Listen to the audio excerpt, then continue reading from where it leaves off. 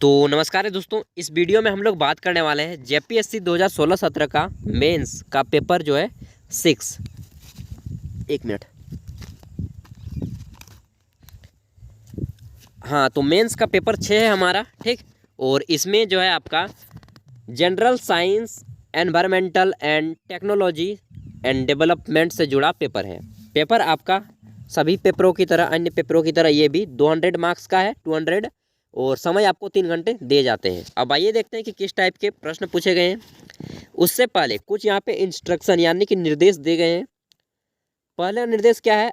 अभ्यर्थी से सभी प्रश्नों के उत्तर अपेक्षित हैं। जी भाई, सभी आएगा तब ना, सभी को देंगे। दूसरा है प्रश्न संख्या 1 अनिवार्य है एवं वस्तुनिष्ठ है। जो आपका प्रश्न संख्या 1 है, इसमें कुल 20 ऑब्जेक्टिव क्वेश्चन दिए गए हैं, यानी कि 40 नंबर का। प्रत्येक ऑब्जेक्टिव क्वेश्चन 2 नंबर का होता है, 40 नंबर हो गया पहला सेक्शन। उसके बाद प्रश्न संख्या 1 20 प्रश्न है, प्रत्येक 2 अंक का है, ठीक।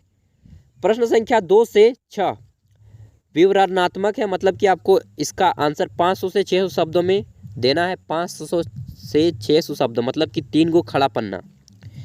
और 2 से 6 तक सभी प्रश्नों के मान बराबर है तथा प्रत्येक प्रश्न 32 अंक का है। कितने अंक का है?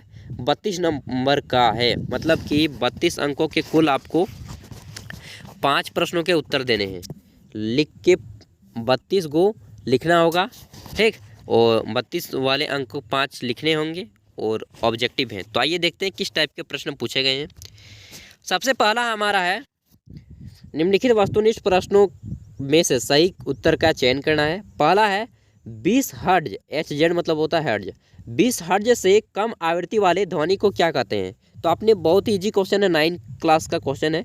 इसमें जो 20 हर्ट्ज से नीचे होते हैं, जिसे हम लोग नहीं सुन पाते हैं, उसे कहा जाता है अवश्रव्य ध्वनि, अवश्रव्य ध्वनि, इंफ्रासोनिक, ठीक। ऑप्शन बी हो जाएगा।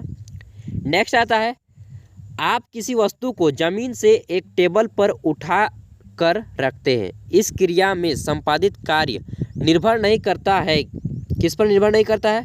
वस्तु को कौन से पद से आपने उठाया, इस क्रिया में आपने कितना समय लगाया, वस्तु के वजन पर या आपके वजन पर। तो इसमें कौन सा चीज़ जो है डिपेंड नहीं करता है, तो यह हो जाएगा योर वन वेट, आपके वजन पर निर्भर नहीं करता है। नेक्स्ट है आपका सूर्य के चारों ओर परिक्रमा करने वाली पृथ्वी का पथ है। सूर्य का जो चारों ओर पृथ्वी परिक्रमा करती है, तो यह कैसा है? दीर्घ वृत्ताकार है, दीर्घ वृत्ताकार, ऑप्शन बी हो जाएगा, ठीक। एलिप्टिकल है, एलिप्टिकल है। नेक्स्ट है आपका क्वेश्चन नंबर 4 जब एक संरक्षित बल किसी पिंड पर सकारात्मक कार्य करता हो तो इसकी स्थितिज ऊर्जा कैसी होती है? बढ़ती है, घटती है, अपवर्तित रहती है या बदलती है, ठीक। जब एक संरक्षित बल किसी पिंड पर सकारात्मक कार्य करती हो तो इसकी स्थितिज ऊर्जा क्या होती है? स्थितिज ऊर्जा बढ़ती है जी, बिल्कुल बढ़ेगी, ऑप्शन ए हो जाएगा। नेक्स्ट है आपका आनुवंशिकी विषय के पिता निम्नलिखित में से कौन है? फादर ऑफ जेनेटिक्स इज, तो आपको मालूम है Gregor John Mendel, Gregor John Mendel को आनुवंशिकी का पिता कहा जाता है। इन्होंने मटर के पौधे पर इसका टेस्ट किया था। नेक्स्ट है आपका पूर्वावस्था, यानी कि जो प्लेसेंटा होता है, ठीक है ना, प्रोफेज, पूर्वावस्था जिसे बोलते हैं। तो पूर्वावस्था के क्रमबद्ध को सजाकर लिखना है आपको।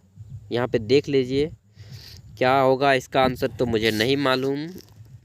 नेक्स्ट है आपका ऑप्शन 7 हीमोफीलिया है, क्या है? एक छूत की बीमारी, कुपोषण के कारण होना, लिंग से संबंधित बीमारी, या इनमें से कोई नहीं। तो हीमोफीलिया जो हो जाता है एक सेक्स लिंकेज डिजीज है, ठीक। नेक्स्ट आता है आपका इनमें से किस ऑर्गेनाइजेशन को कोशिका का पावर हाउस कहा जाता है? तो कोशिका का बिजली घर किसे कहा जाता है?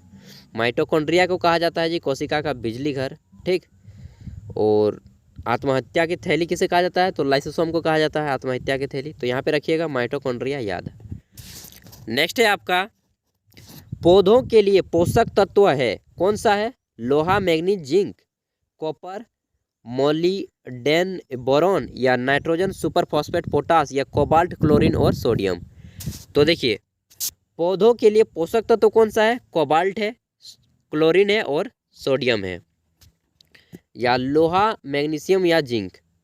तो इसका मैं क्लियरली आंसर तो नहीं दे पा रहा हूँ, लेकिन जहाँ तक मेरा ख्याल है ऑप्शन डी होगा, वैसे आप लोग देख लीजिएगा। ठीक, नेक्स्ट है आपका नीम के पेड़ उपयोग है। नीम के पेड़ के उपयोग है काष्ठ का, यानी कि जो काठ होता है लकड़ी का, उनका, औषधि का, खाद का, तो ये तीनों हो जाएगा। ठीक, विशेष रूप से खाद होता है मेडिसिन के। नीम के पेड़ के उपयोग क्या है? औषधि के विशेष रूप से, लेकिन इन सभी का उपयोग होता है। नेक्स्ट है आपका खाद्यान्न में निम्नलिखित फसलें सम्मिलित होती हैं। धान्य एवं दलहन, धान्य एवं तेल। खाद्यान्न में निम्नलिखित फसलें सम्मिलित होती हैं, तो खाद्यान्न में जो है धान्य, दलहन और तेलहन, या धान्य, दलहन, तेलहन, मसाले, ये सभी जो है इसमें इंक्लूडेड होते हैं। नेक्स्ट है आपका योजना आयोग रिपोर्ट 1989 में वर्गीकृत कृषि मौसम क्षेत्रों में झारखंड किस क्षेत्र के अंतर्गत आता है? तो झारखंड जो है पूर्वी पठारी एवं पहाड़ी क्षेत्र में आता है। ठीक, ऑप्शन सी। नेक्स्ट है आपका किन 4 घटकों द्वारा पारिस्थितिकी का निर्माण होता है? देखिए, 4 पारिस्थितिकी का निर्माण होता है। जल, कार्बन, ऑक्सीजन या सल्फर, मृदा, तापमान, आर्द्रता या वर्षा, जैविक पदार्थ, उत्पादक, उपभोक्ता या विनियोजक। तो पारिस्थितिकी का निर्माण होता है शाकाहारी, मांसाहारी, जीवाणु या परजीवी। इसका आंसर क्लियरली बोले तो मुझे नहीं मालूम है। नेक्स्ट है आपका रेन वाटर हार्वेस्टिंग के क्या फ़ायदे हैं? तो रेन वाटर हार्वेस्टिंग के क्या फ़ायदे हैं? यह ग्राउंड वाटर को रिचार्ज करता है, पानी को बह जाने से रोकता है, बाढ़ से बचाता है, उपरोक्त सभी। नेक्स्ट है आपका सरदार सरोवर प्रोजेक्ट किस नदी पर बनाई गई है? तो नर्मदा नदी पर बनाई गई है, जो कि आपका कहाँ पे है? गुजरात में है। नेक्स्ट है आपका रेड डाटा बुक में कौन सी सूचना है? तो इसमें लुप्त वालों की, लाल पुष्प वाले पौधे नहीं, लाल रंग वाली मछलियाँ नहीं, लाल रंग के कीड़ों नहीं, लुप्त प्राय पौधों और पशुओं की इसमें जानकारी है रेड डाटा बुक में। ठीक, ये क्लास 8 का क्वेश्चन है। HIV यानी कि ह्यूमन इम्यूनियन से क्या बोलते हैं जी? HIV का फुल फॉर्म छोड़िए ना। HIV एवं एड्स एक्ट किस वर्ष लागू हुआ? तो ये तो मालूम नहीं है। नेक्स्ट है आपका GIS डील विथ, हिंदी को पढ़ते हैं। GIS किस तरह के डेटा से संबंधित है? Deal with which kind of data? तो GIS मालूम नहीं। पारंपरिक ऊर्जा स्रोत है, तो पारंपरिक ऊर्जा स्रोत कौन सा है? तो यहाँ पे देखिए पवन ऊर्जा, कोयला ऊर्जा, सौर ऊर्जा, नाभिक ऊर्जा। तो पारंपरिक ऊर्जा स्रोत है जी आपका कौन सा है? पारंपरिक ऊर्जा स्रोत, conventional source of energy, solar ऊर्जा, पवन ऊर्जा, नाभिकीय ऊर्जा या कोयला ऊर्जा। इसका आंसर दे लीजिएगा, मैं कंफ्यूज हो रहा हूँ। नेक्स्ट आपको 20 नंबर निम्नलिखित में से कौन सा कुष्ठ रोग के कारण है? तो कुष्ठ रोग का कारण क्या होता है? लेप्रोसी का कारण होता है क्या? क्लोस्ट्रीडियम या माइटोबैक्टीरियम या बैसिलस या साल्मोनेला। साल्मोनेला तो नहीं होगा क्योंकि ये टाइफाइड का होता है। क्लासिबैक्टीरियम भी नहीं होगा। माइकोप्लाज्मियम बैसिलस हो सकता है। ठीक, तो कंफर्म नहीं हूँ मैं। प्रत्येक प्रश्न का आंसर आप ढूंढ लीजिएगा। ठीक, ऑप्शन 2 यहाँ पे शुरू होता है, सॉरी क्वेश्चन नंबर 2, प्राश्रव्य एवं अपश्रव्य एवं प्राश्रव्य ध्वनियाँ क्या हैं? प्रकृति में अपश्रव्य ध्वनि के स्रोतों का नाम लिखें। प्राश्रव्य ध्वनि की विशेषताओं एवं उपयोग का वर्णन करें।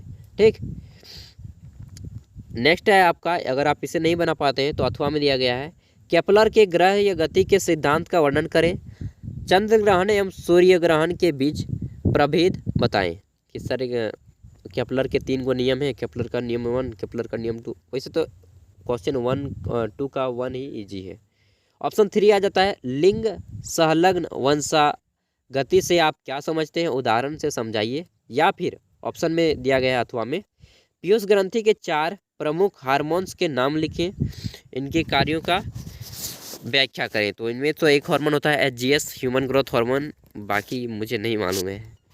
कृषि वानिकी से, और पीयूष ग्रंथि को मास्टर ग्रंथि भी कहा जाता है। कृषि वानिकी से आप क्या समझते हैं? इनकी वानिकी के महत्व एवं प्रबंधन का वर्णन करें। या फिर वानिकी मतलब होता है कि कृषि वानिकी, छोड़िए यार मुझे नहीं मालूम है। प्रधानमंत्री फसल बीमा योजना की प्रमुख विशेषताओं का व्याख्या करें। नेक्स्ट है आपका 5 नंबर, ठोस अपशिष्ट का प्रबंधन क्या है? नगरीय एवं औद्योगिक अपशिष्ट के कारण प्रभाव एवं नियंत्रण के उपाय लिखें। फिर अथवा में दिया गया है आपका और में जलवायु परिवर्तन के परमाणु और कारणों का विवरण प्रस्तुत करना है। Explain the evidence and causes of climate change. Question number 6 है आपका वैश्विक ऊर्जा संगठन क्या है? ऊर्जा के वैकल्पिक स्रोतों का विस्तृत विवरण दें। नेक्स्ट है आपका यहाँ पे अथवा में कैंसर रोग की परिभाषा दें। ये देखिए स्पेशलिस्ट वाले क्वेश्चन पूछ दिए हैं। कैंसर के प्रकार का वर्णन करें। कार से जोनस की सूचना दें। तो यहाँ पे आपको इतने क्वेश्चन पूछे गए हैं। वाकई थोड़ा सा हार्ड है लेकिन ज़्यादा हार्ड नहीं है क्वेश्चन पेपर। अगर अच्छे से पढ़े होंगे, प्रत्येक दिन 6 महीना पढ़े होंगे ना, 3-3 घंटा 4-4 घंटा, तो आप इजीली क्रैक कर सकते हैं एग्ज़ाम को। बस कि आप शुरू से पढ़ते आए हो लगातार, ठीक ना। और बाकी अगर आपको पिछले प्रीवियस ईयर क्वेश्चन पेपर देखना है कोई भी ठीक ना, तो आपको चैनल पे मिल जाएगा। क्या करना है, प्रीवियस ईयर क्वेश्चन पेपर वाले प्ले लिस्ट में जाना है। वहाँ पे आपको यूपीएससी, जेपीएससी, जेएसएससी सभी के क्वेश्चन पेपर मिल जाएंगे। ठीक, तो thank you for watching this video. Bye bye, फिर मिलते हैं नेक्स्ट वीडियो के साथ।